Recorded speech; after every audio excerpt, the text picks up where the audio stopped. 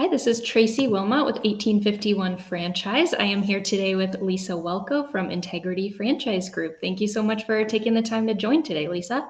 Well, thanks, Tracy. I appreciate it. Yeah, so just jumping right into it, can you talk about what makes you successful as a franchise broker? I think, and I thought about this one, so I think one of the reasons I'm successful at this is because I really, really listen to my candidates. I really try to listen and learn. We try all the different tools and tests and assessments and all that type of thing and try to put it together. And then I tell them too, it's kind of like reading tea leaves, right? So we try to put all that together and read those tea leaves. And I think the people that are usually successful are the ones that stick with me. We can do this, we can get to it, but there's a lot more franchises than there are you. Mm-hmm. So it's going to take a little bit of time. So trust the process, trust how this is going. And truly, I mean, I think of all the people that I'm working with right now, and nobody is on their first pass. Every single one of them, we've been working together for a while, and we kind of got through all of the muckety muck, and we got some really good fits and matches for them. So I think that's kind of a long answer, but. No, that's perfect. Yeah. I mean, it takes a while. You got to trust the process and be patient, I would imagine. Yeah. So kind of along that same theme, what advice do you have for people wanting to become a franchise owner? Maybe someone who's just starting the process, who just gets in touch with you.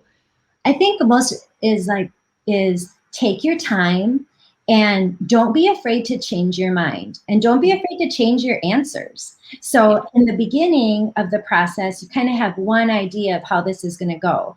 And once I think that you stop thinking of me as a salesperson, mm-hmm. and trying to think what I'm thinking and kind of open up and say, okay, if I tell her what I'm thinking and what I want and what I'm feeling and what my family is saying and what my neighbors are telling me, and everything that's going on, she can really, really help me to find the right fit. And so I think my best advice is just to take it slow, but be methodical. Like, have every single conversation, the next conversation, it should be forward progress. So learn, apply, and grow is pretty much anyone that's looking at franchising. Always look at more than one. Never fall in love with a brand because of the logo or because you ate there on vacation and oh, I have to own the snow cone place. Really think about what you're getting into. Perfect. So thinking about, your role as a broker, what does winning look like for you, or what does success look like for you? Maybe on a daily basis, and then, at the end of the year, where do you find your success? It's mostly from what happened 2 years ago, or sometimes 3 years ago or 4 years ago, when they call me and they're, wow, guess what just happened? Or someone called me and said, Lisa, guess what? I just made $20,000 cleaning up bat droppings, it's cleanup things. Yeah.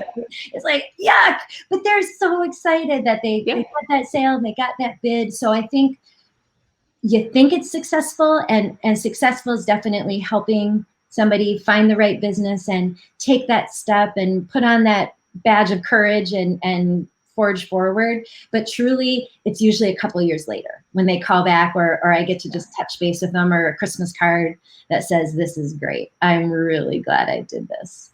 That's awesome. That's the best. Yeah. So we've been talking mostly about franchisees or franchise owners now. So kind of flipping the focus to franchisors. What advice do you have for brands or companies that are looking to attract or award more franchisees? How can they do that? How can they use brokers to do that?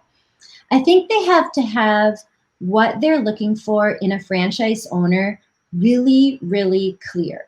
So what does their avatar owner look like? And for the brands that have a couple of owners, 10, 20, 30, they can look at their pool of owners and figure out who's the most successful, and not just even most successful on paper money, but who's easiest to work with, who is defining their success. They're happy, they're on the phone, they're helping out their other franchisees. It's a team effort. So I think franchisors really need to have a good understanding and grasp of that. And I know it's hard for the new guys because they don't really know what that looks like, but I think they have an idea. I think even if they have no franchisees, they have an idea of what their owners do on a daily basis, how they act, what their life looks like, where they spend their time. And I think the advice to the franchisors is to really have that picture be crystal clear. And then once they bring franchise owners on, figure out if they were right. And if they weren't, don't hold on so tight to what you thought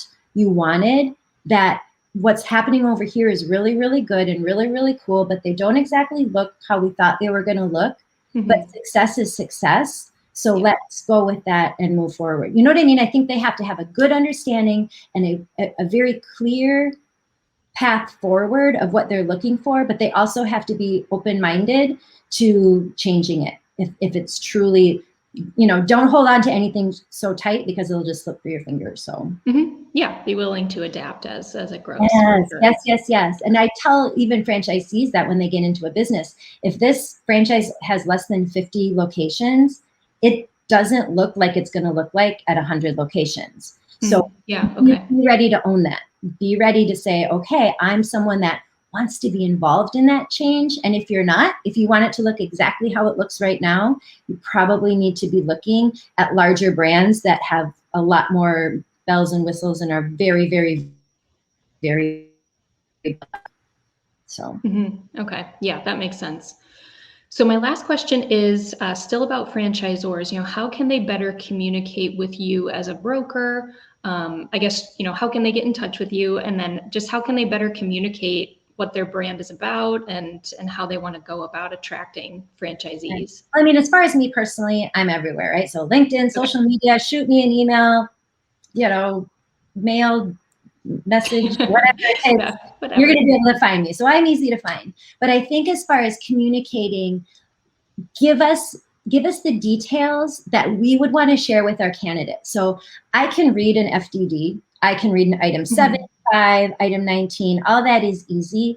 But tell us, be, again, very specific. What kind of owners are you looking for? Who is going to make a really good owner? What does their day and a life look like?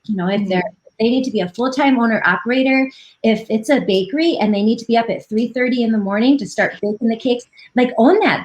It's truly what it is. So don't try to sugarcoat it. That's who we're looking for. You can make a lot of money, but you're going to get up really early. There's always pros and cons, right? So I think that's the biggest thing for the franchisors, is just to let us know what real life looks like, the good, the bad, and the ugly, because we know it's not perfect and that we have to try to dig and find out things.